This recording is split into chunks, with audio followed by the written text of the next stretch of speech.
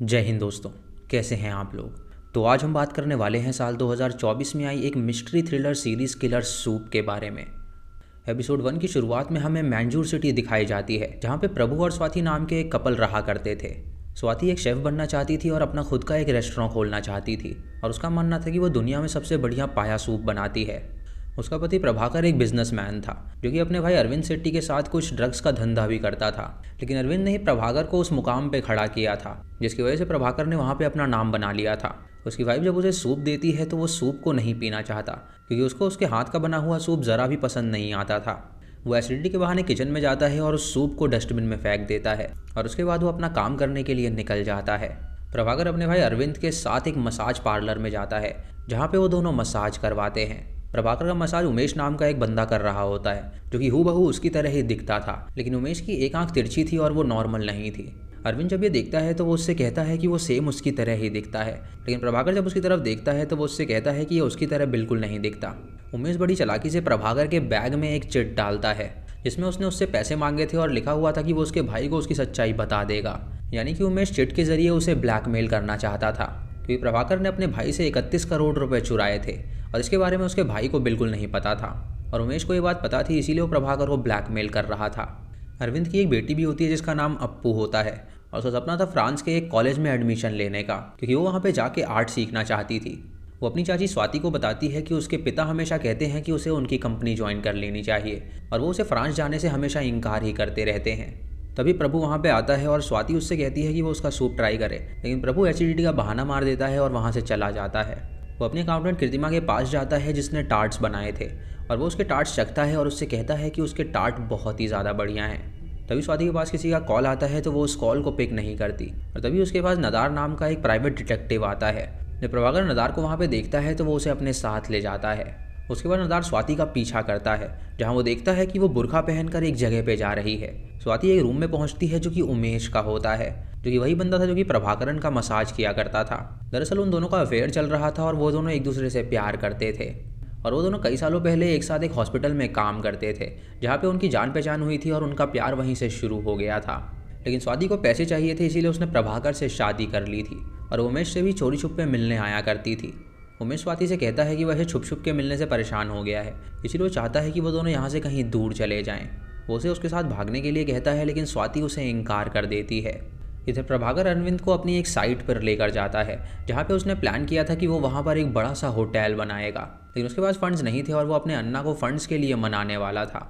वहाँ पे कई सारी रशियंस भी बुलाता है और वो सभी मिल के पार्टी करते हैं। इधर स्वाति एक सैलून में जाती है, जहाँ पे एक बावर्ची रेंट पे रहा करती थी, और वो उससे सूप बनाने का सीक्रेट जानना चाहती थी। लेकिन वो बावर्ची उससे कहती है कि अगर उसे वो सीक्रेट जानना है तो वो उसे पैसे दे और वो उसे सिखाने के लिए तैयार हो जाएगी। स्वाति उससे कहती है कि उसके पास इतने सारे पैसे नहीं हैं। इधर प्रभाकर जब अपना बैग खोलता है तो उसके अंदर उसे वो धमकी भरा नोट नज़र आता है, जिसे देखकर वो हैरान हो जाता है और बहुत सारा डर जाता है। इधर नदार स्वाति को उस पार्लर से निकलते हुए देखता है और वो उसकी फ़ोटोज़ लेने लगता है। तभी नदार को प्रभाकर का कॉल आ जाता है, और उसकी रिंगटोन की आवाज़ सुनकर स्वाति पीछे मुड़ के देखती है और उसे पता चल जाता है कि वो उसे स्पाई कर रहा है। वो तुरंत उसके पास जाती है और उससे कैमरा छीनने लगती है, लेकिन वो अपनी गाड़ी बैक लेता है, जिससे वो कैमरा स्वाति के हाथ में आ जाता है, और नदार की गाड़ी एक ट्रक से जा टकराती है, जिससे उसकी मौत हो जाती है। स्वाति ये देखकर हैरान हो जाती है और कैमरा लेकर तुरंत वहाँ से भाग निकलती है। इधर उमेश गैम्बल करने के लिए एक बंदे के पास जाता है, लेकिन उसके ऊपर उसका ऑलरेडी बहुत ज़्यादा कर्जा था, जिसे उसने अभी तक नहीं चुकाया था, इसीलिए वो बंदे धक्के मार के उसे बाहर निकाल देते हैं।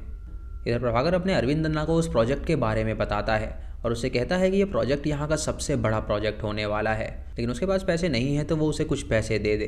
अरविंद उसका प्रोजेक्ट देखकर खुश होता है, लेकिन वो उसे पैसे देने से इनकार कर देता है, जिससे प्रभाकर को बहुत ज़्यादा गुस्सा आता है। इधर स्वाति उमेश को अपने घर में बुलाती है और उसे कैमरे के अंदर वो सारी फ़ोटोज़ दिखाती है जो कि नदार ने चोरी छुप के खींच ली थी। ये देखकर उमेश हैरान हो जाता है और उससे कहता है कि अगर प्रभाकर को ये फ़ोटोज़ मिल गई तो वो उन दोनों को ही जान से मार डालेगा। वो उसे सामान पैक करने के लिए कहता है ताकि वो दोनों वहाँ से तुरंत भाग सकें, लेकिन स्वाति उससे कहती है कि वो ऐसे सब कुछ छोड़कर नहीं जा सकती। तभी दरवाजे में प्रभाकर आ जाता है और उसे देखकर वो दोनों डर जाते हैं। स्वाति बुर्खा उतार के नीचे फेंक देती है और गेट पे जाती है उसे रिसीव करने के लिए, और उमेश को वो कहती है कि वो कहीं पे जाके छुप जाए। प्रभाकर जब बेडरूम में जाता है तो वो बिस्तर को उलझा हुआ देखता है और वो उससे पूछता है कि आखिर वो यहाँ पे क्या कर रही थी। तभी स्वाति उसे डिस्ट्रैक्ट कर देती है और उससे कहती है कि वो उसका इंतज़ार कर रही थी, और वो दोनों वहाँ पे इंटीमेट होने लगते हैं। उसके बाद वो प्रभाकर से पूछती है कि उसके भाई ने उस प्रोजेक्ट के बारे में क्या कहा। तो प्रभाकर उसे झूठ बोलता है कि उसके भाई ने हाँ कर दी है और वो उन्हें पैसे देने वाला है जिसकी मदद से वो लोग वहाँ पे रेस्टोरेंट खोल सकते हैं। स्वाति ये सुन के खुश हो जाती है और उससे कहती है कि अब उसका सपना पूरा होने वाला है। जब प्रभाकर सो जाता है तो वो उमेश को बेड के नीचे से बाहर निकालती है और उसे वहाँ से जाने के लिए कहती है। तभी अचानक प्रभाकर की आंखें खुल जाती हैं और उसके हाथ से एक टैबलेट गिर जाती है और जब वो टैबलेट को उठाने के लिए जाता है तो उसकी नज़र उस कैमरे पे पड़ती है। जब वो कैमरे को देखता है तो उसके अंदर फोटोज़ को देखकर वो हैरान हो जाता है और उसे पता चलता है कि उसकी बीवी उसे चीट कर रही है। वो उन दोनों के सामने जाता है और अपनी वाइफ को मारने लगता है और उमेश ये देखकर उसके सर पे अटैक कर देता है उसे बचाने के लिए, जिससे कि प्रभाकर के सर से खून निकलने लगता है और वहीं पे गिर के उसकी मौत हो जाती है। दोस्तों इसी के साथ पहला एपिसोड यहीं पर ख़त्म हो जाता है। सेकेंड एपिसोड की शुरुआत में हमें इंस्पेक्टर हसन दिखाया जाता है जो कि अपने असिस्टेंट थुपल्ली और अपनी कांस्टेबल आशा के साथ नदार के एक्सीडेंट केस का इन्वेस्टिगेशन कर रहा था। थुपल्ली हसन को बताता है कि इस विक्टिम का नाम नादर था और ये अमेरिका से आया हुआ था और ये एक प्राइवेट डिटेक्टिव है। उन्हें उसके गले में कैमरा का पट्टा नजर आता है जिससे वो समझ जाते हैं कि वो यहाँ पे किसी इन्वेस्टिगेशन के लिए आया था, लेकिन किसी ने उससे कैमरा छीन लिया और वो वहाँ से भाग निकला। तभी वहाँ पे एक पागल लेडी उनसे कहती है कि उसने उसे देखा था और थुपल्ली उसके पास जाता है और उससे पूछता है कि उसने क्या देखा था। वो उससे कहती है कि उसने बुरखे में एक लेडी को देखा था जो कि वो कैमरा छीन रही थी और वो खनसामा कुकिंग क्लासेस लेने के लिए गई थी। अब डिटेक्टिव के फ़ोन में रीसेंट नंबर जो था वो प्रभाकर का था क्योंकि वही उस वक्त उसे कॉल कर रहा था। थुपल्ली प्रभाकर के फ़ोन पे कॉल करता है और उमेश और स्वाति ये देखकर हैरान हो जाते हैं। स्वाति जब फ़ोन को उठाती है तो थुपल्ली उससे कहता है कि उसे प्रभाकर से बात करनी है, लेकिन स्वाति उससे झूठ बोलती है कि प्रभाकर सो रहा है तो वो उसे डिस्टर्ब ना करे। अब डिटेक्टिव नादर के फ़ोन से उसे कॉल आया था जिससे वो दोनों समझ गए थे कि उस डिटेक्टिव को प्रभाकर ने ही हायर किया था। उमेश स्वाति से कहता है कि उन्हें पुलिस के पास जाके सरेंडर कर देना चाहिए, लेकिन स्वाति उससे कहती है कि ऐसे तो उसका सपना कभी पूरा नहीं हो पाएगा। वो उस लाश को तुरंत अपनी गाड़ी में रखते हैं और उसे जंगल की ओर ले जाते हैं जहाँ पे वो एक बड़ा सा गड्ढा कर उसे गाड़ने वाले थे। इधर हसन नदार की माँ के पास आता है उससे पूछताछ करने के लिए, जहाँ पे उसकी माँ उन्हें बताती है कि उसका बेटा किसी भी तरह के नशा नहीं करता था। थुपल्ली उसके रूम में जाता है और वहाँ पे उसकी सीसीटीवी फुटेज चेक करने लगता है और जब वो दोनों बाहर आते हैं तो थुपल्ली हसन को वो फुटेज दिखाता है जहाँ पे लास्ट बार उससे मिलने के लिए प्रभाकर आया था। ये देखकर हसन तुरंत प्रभाकर को कॉल करता है और उसका फ़ोन स्वाति उठाती है और उससे कहती है कि उसका पति अभी उनसे नहीं मिलने आ सकता, लेकिन वो कल स्टेशन ज़रूर आएगा उनसे मिलने के लिए। ये सुन के उमेश परेशान हो जाता है और उससे कहता है कि वो मर चुका है तो वो कल स्टेशन कैसे जाएगा। उसके बाद हसन उस ड्राइवर से पूछताछ करता है जिसने वो एक्सीडेंट किया था और ट्रक ड्राइवर उन्हें बताता है कि वो ड्राइव करते वक्त दारू पी रहा था। उनसे ये भी कहता है कि जब वो एक्सीडेंट हुआ तो उसने वहाँ पर एक बुर्का पहनी हुई लेडी को देखा था जो कि कैमरा लेकर भाग रही थी। इधर स्वाति एक लोकल शॉप पर जाती है और वहाँ से 2 बॉटल एसिड खरीदती है और उमेश उससे पूछता है कि आखिर वो करना क्या चाहती है। स्वाति उससे कहती है कि वो उसके पति की तरह ही दिखता है और उसका प्लान है कि वो उसका हुलिया बदल देगी और उसे अपना पति बनाएगी ताकि लोगों को लगे कि प्रभाकर अभी जिंदा है। ये सुन के उमेश भी राजी हो जाता है ये करने के लिए। वो उसके बाल काटती है और उसका हुलिया पूरी तरह अपने पति की तरह कर देती है। इधर थुपल्ली उस खनसामा के पास जाता है और उससे बुरखे वाली लेडी के बारे में पूछता है, जिसे वो खनसामा बहुत डर जाती है और उसे कोई जवाब नहीं देती और वहाँ से भाग निकलती है। उसके बाद थुपल्ली उसके बगल वाले पार्लर में जाता है जहाँ पे वो पार्लर वाली लेडी से पूछता है कि क्या उसने उस बुरखे वाली लेडी को कभी देखा है। तो वो उससे पैसे लेती है और उसे उसका नाम बताती है, जहाँ एंट्री में उसने अपना नाम मनीषा कोइराला लिखा हुआ था। इधर स्वाति ने उमेश का हुलिया प्रभाकर की तरह कर दिया था, लेकिन उसकी एक आंख तिरछी थी और वो उसका कुछ भी नहीं कर सकती थी। उमेश उसके लिए जानबूझ के वो एसिड अपनी आंख पे गिरा देता है जिससे कि उसको जलन होने लगती है और वो तुरंत उसे हॉस्पिटल में भर्ती करवाती है। जब अरविंद को ये बात पता चलती है तो वो तुरंत हॉस्पिटल में आता है और डॉक्टर से कहता है कि उसके भाई को कुछ नहीं होना चाहिए। डॉक्टर उसका ट्रीटमेंट करते हैं और उसे बेड रेस्ट पे रखा जाता है। इधर इंस्पेक्टर हसन स्वाति से मिलने के लिए आता है और स्वाति उन्हें बताती है कि उन पर एक एसिड अटैक हुआ था। वो उसे अपने हाथ में लगा हुआ घाव दिखाती है और उससे कहती है कि सबसे पहले वो बूंदें उस पर आई थी, लेकिन बाद में उसका पति उसे बचाने के लिए उसके सामने आ गया था, जिसकी वजह से उसके मुंह पे एसिड गिर गया और उसकी एक आंख जल गई। हसन उससे पूछता है कि एसिड अटैक करने वाला कौन था, तो वो उसे बताती है कि उसने मास्क पहना हुआ था और वो बाइक पे आया था। उसके बाद वो उसे एक लेटर दिखाता है और उसे कहता है कि एक ब्लैकमेल लेटर है जो कि उसके पति को किसी ने दिया था और उसने एक प्राइवेट डिटेक्टिव नदार को हायर किया था जो कि कल मर चुका है। स्वाति उससे कहती है कि उसे इस ब्लैकमेल के बारे में कुछ भी नहीं पता है। इधर अरविंद, अप्पू और उसका मामा लुकस वेटिंग रूम में बैठे होते हैं। तभी अप्पू को एक मेल आता है जहाँ पे फ्रांस की यूनिवर्सिटी में उसका सिलेक्शन हो गया था और ये देखकर वो बहुत ज़्यादा खुश हो जाती है। जब अरविंद को ये बताती है तो अरविंद उससे कहता है कि वो यहाँ से कहीं नहीं जाने वाली और ये सुन के वो अपने मामा को कन्विंस करती है कि वो अपने पापा को समझाए, लेकिन उसका मामा उसका बॉडीगार्ड था इसीलिए वो उससे कुछ नहीं कह सकता था। कुछ देर बाद स्वाति उमेश से मिलने के लिए जाती है और तभी उन दोनों को याद आता है कि वो दोनों प्रभाकर की लाश से लॉकेट निकालना भूल गए हैं। दरअसल प्रभाकर और स्वाति एक ही तरह का लॉकेट पहना करते थे जिसके अंदर उनके बेटे की फोटो थी। ये देखकर स्वाति बहुत ही डर जाती है और तुरंत उस लॉकेट को लेने के लिए निकल जाती है। इधर सुपल्ली उस मसाज सेंटर में जाता है जहाँ पे अक्सर प्रभाकर आया करता था और वो वहाँ पे जब उमेश के कैबिन में जाता है तो वहाँ पे वो कई सारे लेटर्स को देखता है। ये देखकर वो समझ जाता है कि उमेश ही है जो कि उसे ब्लैकमेल कर रहा था और शायद वही बंदा है जिसने उस पर एसिड अटैक किया था। वो तुरंत ये बात हसन को बताता है और हसन स्वाति से उमेश के बारे में पूछता है तो वो उससे कहती है कि उमेश सिर्फ उसका सर्वेंट था और कुछ नहीं। और स्वाति ये बात जान गई थी कि पुलिस अब उमेश को ढूंढने वाली है, इसीलिए वो सारे सबूत मिटाने के लिए उमेश के घर जाती है। वहीं पे थुपल्ली भी आता है जो कि वहाँ पे इन्वेस्टिगेशन करने आया था। स्वाति उमेश के साथ जो भी फोटोज़ थी वो उन्हें एक बैग में डालती है और लेकर जाने लगती है और थुपल्ली उसका बुर्का देखकर समझ जाता है कि ज़रूर ये वही औरत है जिसे वो ढूंढ रहे हैं। वो चुपचाप उसका पीछा करने लगता है और जंगल की ओर पहुँचता है जहाँ पे स्वाति वहाँ पे पहुँचती है जहाँ पे उसने प्रभाकर की लाश को गाड़ा था। वो उसे खोद कर बाहर निकालती है और उसके लॉकेट को ले लेती है। तभी थुपल्ली उसे देख लेता है और उस पर गन तान देता है, लेकिन वो वहाँ से भागने लगती है और थुपल्ली उसे नहीं पकड़ पाता। थुपल्ली हसन को ये बात बताने की कोशिश करता है लेकिन उसके फ़ोन में सिग्नल्स नहीं आ रहे थे। वो एक पहाड़ की चोटी पे जाके हसन को कॉल करता है और उसे सारी बात बताता है, लेकिन वहाँ पे नेटवर्क काम नहीं कर रहे थे जिसकी वजह से हसन उसकी कोई बात नहीं सुन पाता। तभी स्वाति उसके पीछे आ जाती है उसे धक्का देने के लिए, लेकिन वो अपनी गन निकाल के उसे शूट करने के लिए जाता है और तभी उसका पैर फिसल जाता है जिससे वो नीचे गिर जाता है और उसकी मौत हो जाती है। स्वाति ये देखकर हैरान हो जाती है और वो प्रभु की लाश के पास जाकर उसे जला देती है और उसके बाद उसे गाड़ के वहाँ से भाग निकलती है। इसी के साथ दूसरा एपिसोड यहाँ पे ख़त्म हो जाता है। तीसरे एपिसोड की शुरुआत में हम कुछ बच्चों को देखते हैं जो कि नदी में नहा रहे थे और तभी वहाँ पे वो थुपल्ली की लाश को देखते हैं और तुरंत पुलिस को कॉल कर देते हैं। इधर अप्पू अपने पिता का अकाउंट संभाल रही थी और वो देखती है कि 31 करोड़ रुपए उसके अकाउंट से उसके चाचा ने चुराए हुए हैं। इधर उमेश की जब आंखें खुलती हैं तो प्रभाकर की असिस्टेंट कीर्तिमा उससे मिलने के लिए आती है और उसे कहती है कि स्वाति यहाँ पे थी इसीलिए वो उससे मिलने नहीं आ पाई थी। इससे उमेश को पता चलता है कि प्रभाकर उसके साथ रिलेशनशिप में था। तभी वहाँ पे स्वाति आ जाती है जिसे देखकर कीर्तिमा वहाँ से चली जाती है। इंस्पेक्टर हसन वहाँ पर आते हैं प्रभाकर से पूछताछ करने के लिए, लेकिन स्वाति उनसे कहती है कि उसके पति की तबीयत बहुत ख़राब है इसीलिए वो उसे कोई जवाब नहीं दे पाएंगे। तभी इंस्पेक्टर हसन को थुपल्ली की मौत की खबर मिलती है जिसे सुन के वो हैरान हो जाता है क्योंकि वो उसे अपने बच्चे की तरह माना करता था। उसके बाद अरविंद उमेश को प्रभाकर समझ के उससे मिलने के लिए आता है और उससे पूछता है कि आखिर उमेश को ऐसी क्या बात पता चली जिससे वो उसे ब्लैकमेल कर रहा था। उमेश उसे बता देता है कि उसे उनके धंधे के बारे में सब पता है। ये सुन के वो हैरान हो जाता है और तुरंत वहाँ से चला जाता है। स्वाति उससे पूछती है कि आखिर उसने उसे ये सब क्यों बताया, तो वो उससे कहता है कि वो बहुत डर गया था और अगर उसे पता चलता कि वही उमेश है तो वो उसे यहीं पे मार डालता। जहाँ डॉक्टर ने उमेश का ट्रीटमेंट कर दिया था लेकिन वो उसकी आंख को पूरी तरह ठीक नहीं कर पाया था। उमेश स्वाति से कहता है कि अब वो हॉस्पिटल से बाहर जा रहा है और उसे कई सारे लोग मिलेंगे, तो स्वाति उससे कहती है कि वो चिंता ना करे, वो सबको संभाल लेगी। इधर हसन डीएसपी को बताता है कि ये केस पूरा उलझा हुआ है जिसकी वजह से उन्हें कुछ भी समझ नहीं आ रहा है कि क्या चल रहा है। डीएसपी सुन के उसे डांटता है और उससे कहता है कि आखिर उसने अपना क्या हाल बना लिया है। वो ड्यूटी पे दारू पीता है और इस केस को अब तक सॉल्व नहीं कर पाया है।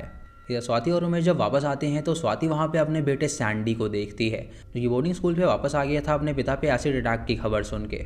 इधर हसन थुपल्ली के बिलोंगिंग्स को जब दोबारा से चेक करता है तो उसे वहाँ पे एक चिट मिलती है जिसपे उमेश का नाम लिखा हुआ था। वहाँ पे उसे एक बुक भी मिलती है जिसे थुपल्ली अक्सर पढ़ा करता था और वो भी उस बुक को पढ़ना स्टार्ट कर देता है। इधर उमेश अरविंद को कहता है कि वो उमेश को भूल जाए और उसे ना मारे, लेकिन अरविंद उससे कहता है कि उसके भाई पे उसने एसिड अटैक किया है और वो उसे ब्लैकमेल भी कर रहा था तो वो उसे जिंदा नहीं छोड़ेगा। उमेश जब ये बात सुनता है तो उसे चक्कर आने लगते हैं क्योंकि वो लोग उसे प्रभाकर समझ रहे थे लेकिन वो सच में तो था उमेश ही। इधर हसन उस गैम्बलिंग अड्डे पे आता है ताकि वो उमेश के बारे में पूछताछ कर सके। वहाँ पे जो ओनर होते हैं वो उसे खिलाते पिलाते हैं और तुरंत वहाँ से रवाना करते हैं, लेकिन जब हसन बाहर होता है तो वहाँ पे उसे थुपल्ली की बाइक नज़र आती है और ये देखकर वो हैरान हो जाता है और वापस जाता है उनसे उसके बारे में पूछने के लिए, लेकिन तभी अचानक उसका सर टेबल से जा टकराता है और वो वहीं पर बेहोश हो जाता है। इधर सैंडी अपनी माँ से पूछता है कि आखिर उसके पिता इतना अजीब बर्ताव क्यों कर रहे हैं, तो स्वाति उसे बताती है कि इस हादसे के बाद उसके पिता पूरी तरह बदल गए हैं और वो बहुत ही खोए खोए रहते हैं और किसी से भी बात नहीं करते, तो वो उसके बर्ताव का ज़रा भी बुरा ना माने। उसके बाद स्वाति उमेश के पास जाती है और उससे पूछती है कि अरविंद उन्हें पैसे कब दे रहा है, तो उमेश उसे बताता है कि प्रभाकर ने उससे झूठ बोला था। अरविंद ने उस दिन उसे पैसे देने के लिए इनकार कर दिया था। तभी प्रभाकर के फ़ोन पे एक मैसेज आता है जिस पे लिखा हुआ था कि वो उनके चोरी के बारे में जानता है और ये देखकर वो दोनों हैरान हो जाते हैं और सोचने लगते हैं कि आखिर अब ये किसका मैसेज आ गया। इधर इंस्पेक्टर हसन की जब आंखें खुलती हैं तो वो अपने सामने थुपल्ली को देखता है और इसी के साथ तीसरा एपिसोड यहीं पर ख़त्म हो जाता है। फोर्थ एपिसोड की शुरुआत में हम उमेश और स्वाति को देखते हैं जो कि वो मैसेज देखकर काफ़ी परेशान हो गए थे और सोचने लगते हैं कि आखिर ये नया ब्लैकमेलर कौन आ गया। अगले दिन अप्पू अपने मामा लूकस के यहाँ आई होती है और वो उससे पूछती है कि क्या वो उसकी माँ को मिस करते हैं। तो वो उसे बताता है कि उसकी माँ बहुत ही अच्छा पियानो बजाती थी। वो बोल नहीं पाती थी लेकिन उसे म्यूज़िक की समझ बहुत अच्छी थी। तभी वहाँ पे अरविंद आता है जो कि एक सूर्या नाम के लड़के को लेकर आया था और वो उसके क्लाइंट का भांजा था जो कि वहाँ पे उसके साथ डील क्रैक करने के लिए आया था। वो उसे अपनी बेटी से मिलवाता है और वो दोनों आपस में बातें करने लगते हैं। इधर हसन ड्यूटी पे जाता है और वो थुपल्ली को इमेजिन कर रहा था। उमेश और स्वाति वहाँ पर आते हैं अपना बयान देने के लिए और वो उससे पूछते हैं कि आखिर उमेश उसको कैसे जानता है। वो उसे बताता है कि वो उनके मसाज में काम किया करता था, इसीलिए उसने उनकी बातें सुन ली थी और तभी वो उन्हें ब्लैकमेल करता था। वो उससे कई सारे सवाल पूछते हैं और वो उनके सामने झूठ कहता है कि वो सेक्स एडिक्ट है, जिसकी वजह से वो अपनी बीवी से हमेशा झूठ बोलता है। उसके बाद हसन स्वाति से पूछता है कि क्या वो उमेश को अच्छी तरह जानती थी। तो वो उससे कहती है कि वो बस उसका नौकर था और कुछ भी नहीं। और जो वापस जा रहे होते हैं तो स्वाति उमेश से कहती है कि उसने प्रभाकर की बहुत ही अच्छी एक्टिंग करी। प्रभाकर उससे पूछता है कि वो सब इंस्पेक्टर के बारे में क्या बात कर रहे थे, तो स्वाति उसे कोई भी जवाब नहीं देती। दरअसल उसने उमेश को सब इंस्पेक्टर के बारे में बताया ही नहीं था कि वो उसका पीछा करते हुए वहाँ पर आ गया और वो मारा गया। इधर लूकस एक पुलिस वाले से मिलता है और उससे इन्फॉर्मेशन निकलवाता है, जहाँ वो उससे कहता है कि प्रभाकर ने अरविंद के धंधे के बारे में कुछ भी नहीं बताया। वो उसे भी कहता है कि प्रभाकर ने नदार को हायर किया था, लेकिन नदार मारा गया और उसका कैमरा गायब हो गया। ये सुन के लूकस समझ जाता है कि ज़रूर उस कैमरा में कुछ ना कुछ मौजूद होगा। उसके बाद स्वाति उमेश को अपनी कंपनी में लेकर जाती है, जहाँ पर सभी एम्प्लॉयज़ उनका वेलकम करते हैं और कीर्तिमा भी वहाँ पे मौजूद थी।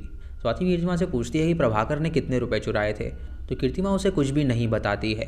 ये सुन के स्वाति उससे कहती है कि उसे उसके बारे में पता चल चुका है और उन्हें शक है कि वो उसे ब्लैकमेल कर रही है, इसीलिए वो उसे जॉब से निकालना चाहती है। ये सुन के कीर्तिमा रोने लगती है और उससे कहती है कि वो 7 महीने से उसकी कंपनी में बिना सैलरी के काम कर रही है और उनकी कंपनी बैंकरप्ट हो चुकी है सिर्फ उसके कारण। ये सुन के स्वाति हैरान हो जाती है और उससे पूछती है कि आखिर वो ऐसा क्यों कह रही है। तभी कीर्तिमा उसे कुछ लेटर्स दिखाती है और उस लेटर में लोन का जिक्र था, वो भी स्वाति के नाम। यानी प्रभाकर ने स्वाति के नाम पर ढेर सारा लोन ले रखा था, जिसकी वजह से उनकी कंपनी बैंकरप्ट हो गई थी। जब स्वाति उमेश को लेकर घर जाती है तो वो उस पर गुस्सा करने लगती है और उससे कहती है कि आखिर उसने उसके साथ ऐसा क्यों किया। उमेश उससे कहता है कि वो प्रभाकर नहीं है तो वो उस पर क्यों चिल्ला रही है, लेकिन वो उसकी बात नहीं मानती और उमेश उस पर हाथ उठाने के लिए जाता है। लेकिन तभी सैंडी और अप्पू वहाँ पर आ जाते हैं और उन्हें देखकर वो दोनों शांत होते हैं। इधर हसन उन गैम्बलर से पूछता है कि आखिर उन्हें थुपल्ली की बाइक कहाँ से मिली, लेकिन वो लोग अपना मुंह खोलने के लिए तैयार ही नहीं हो रहे थे। इधर अप्पू सैंडी के साथ होती है और सैंडी उसे बताता है कि वो यहाँ पे आके बहुत ही पछता रहा है, क्योंकि उसे लगा था कि उसके माता पिता उसे देखकर खुश होंगे, लेकिन वो दोनों हमेशा फाइट करते रहते हैं और उस पर ध्यान नहीं देते। इधर उनके अप्पू उसके गालों पे किस कर देती है। इधर उमेश कीर्तिमा के पास जाने के लिए निकल जाता है और वो उससे पूछता है कि वो कहाँ पर है, तो वो उसे बताती है कि वो अपनी डांस परफॉर्मेंस के लिए तैयार हो रही है। वो उसे वहीं पर बुला लेती है और वो वहाँ पर जाने के लिए निकल जाता है। इधर वो गैम्बलर्स हसन को लेकर एक जगह पर जाते हैं और उसे बताते हैं कि उसने एक बंदे से यहाँ से बाइक खरीदी थी। जब वो उस बंदे से मिलते हैं तो वो उससे कहता है कि वहाँ पे पड़ी हुई उसे एक बाइक मिली थी और उसने इन लोगों को बेच दिया था। दोस्तों वही जगह थी जहाँ पे थुपल्ली स्वाति का पीछा करते हुए आया था। इधर स्वाति से मिलने के लिए वो खनसामा आती है और स्वाति उसे वहाँ पे देख के हैरान हो जाती है और उससे पूछती है कि आखिर उसे उसके घर का एड्रेस कैसे पता चला। खनसामा उससे कहती है कि पुलिस उसके बारे में पूछने के लिए आई थी, लेकिन उसने अपनी ज़ुबान नहीं खोली और उसके बारे में कुछ भी नहीं बताया। तभी अप्पू स्वाति को बुलाती है तो स्वाति वहाँ से चली जाती है। अप्पू से पूछती है कि आखिर अंकल उस पर हाथ क्यों उठा रहे थे, तो वो उससे कहती है कि वो गुस्से में आके अक्सर ऐसा करते हैं। वो उससे कहती है कि अंकल के पास अगर इतने पैसे हैं तो वो उसके लिए एक रेस्टोरेंट क्यों नहीं खोल लेते। और ये सुन के स्वाति समझ जाती है कि वो ब्लैकमेलर कोई और नहीं बल्कि यही है, इसीलिए वो उसे रोकती है और उससे कहती है कि वो उसे अपने बच्चे की तरह मानती है और वही उल्टा उसे ब्लैकमेल कर रही थी। अप्पू उसे कहती है कि उसके पास ब्लैकमेल करने के अलावा कोई चारा नहीं था, क्योंकि उसका पिता उसे पैसे नहीं देता फ्रांस जाने के लिए, इसीलिए उसने वो रास्ता चुना ताकि वो उनसे पैसे लेके फ्रांस जा सके। ये सुन के स्वाति उसे बताती है कि उनकी कंपनी बैंकरप्ट हो चुकी है और उनके पास कोई भी पैसे नहीं बचे हैं। इधर लूकस नदार के घर में आता है और उसके ऑफिस में घुस जाता है, जहाँ पे वो एक पुतले के अंदर से कुछ पैम्फलेट निकालता है जिसके अंदर कुछ फ़ोटोज़ होती हैं। और जब वो उन फ़ोटोज़ को देखता है तो वो हैरान हो जाता है, क्योंकि वो स्वाति और उमेश की रासलीला की फ़ोटोज़ थी। तभी नदार की माँ वहाँ पर आती है और उस पर गन तान देती है और वो उससे कहता है कि उसकी उम्र नहीं है गन चलाने की और उसे धमकी देके वो वहाँ से चला जाता है। इधर प्रभाकर कीर्तिमा से मिलने के लिए आता है, लेकिन तभी उसका पैर फिसल जाता है और कीर्तिमा उसे पकड़ लेती है और उसे किस करने लगती है। तभी स्वाति भी वहाँ पर आ जाती है और उन्हें किस करता हुआ देखकर हैरान हो जाती है। इधर अरविंद सूर्या के साथ होता है, जहाँ पे उसकी बेटी और मामा भी मौजूद थे और अप्पू का मामा उसे वो फ़ोटोज़ दिखाना चाहता था, लेकिन अरविंद उसे डांट देता है और उसे साइड में खड़े होने के लिए कहता है और वो सूर्या को दिखाता है कि यहाँ पे उसका कितना रुतबा है। तभी अप्पू खड़ी होती है और उससे कहती है कि ऐसा रुतबा किस काम का जब उसकी बेटी ही उसकी इज्जत ना करे। ये सुन के अरविंद उसे थप्पड़ मार देता है और वो वहाँ से चली जाती है। इधर हसन आशा के साथ उस जंगल में कुछ ढूंढ रहा होता है क्योंकि उसे पता था कि यहाँ पे ज़रूर कुछ हुआ है जिसकी वजह से तो पल्ली यहाँ पर आया था। तभी वो कुछ फायरफ्लाइज को फॉलो करता है जो कि उसे एक ग्रेव के पास ले जाती हैं और ये देखकर वो समझ जाता है कि ज़रूर इसके नीचे किसी की लाश है और इसी के साथ चौथा एपिसोड ख़त्म हो जाता है। तो दोस्तों ये थी पहले 4 एपिसोड की कहानी। इसके आगे की 4 एपिसोड की कहानी हम नेक्स्ट वीडियो में जानेंगे। तो आप चैनल को सब्सक्राइब करके बेल आइकॉन ज़रूर दबा लीजिएगा ताकि आप नेक्स्ट वीडियो को मिस ना कर सकें। दोस्तों वीडियो पसंद आई हो तो कमेंट सेक्शन में ज़रूर बताइएगा और वीडियो को लाइक और शेयर करना बिल्कुल मत भूलिएगा। तो मैं मिलता हूँ आपको अगली वीडियो में, तब तक के लिए जय हिंद।